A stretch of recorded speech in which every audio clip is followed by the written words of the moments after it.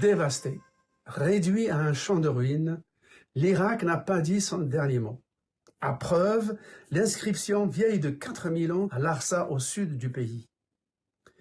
Déchiffré, son texte s'ouvre sur une exorde au dieu soleil Shamash, un nom qui désigne encore aujourd'hui l'astre du jour, en arabe, en hébreu et en araméen.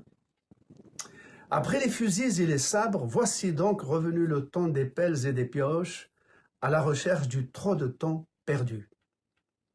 Au début du XXIe siècle, le Proche et Moyen-Orient recèlent des milliers de chantiers de fouilles archéologiques. Avec des équipes locales et étrangères, notamment françaises, britanniques et américaines, tant il reste vrai que chaque découverte rehausse le prestige académique du pays qui en aura financé les fouilles. Depuis lors, ces chantiers de ruines ont tôt disparu sous l'amas d'autres ruines autrement plus meurtrières. Cible des raids guerriers et des trafiquants, les musées archéologiques d'Irak et de Syrie en ont payé le prix le plus lourd.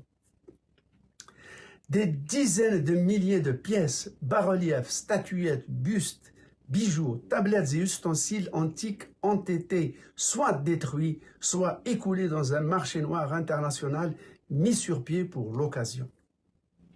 L'archéologie de l'Orient ancien renaît ainsi sous nos yeux de ses cendres, un siècle et demi après avoir donné le premier coup de pioche en Irak et en Égypte. Objets inanimés, avez-vous donc une âme? Ces fameux mots du poète Lamartine doivent souvent résonner dans l'esprit de l'archéologue face aux imposants monuments antiques du Proche et Moyen-Orient.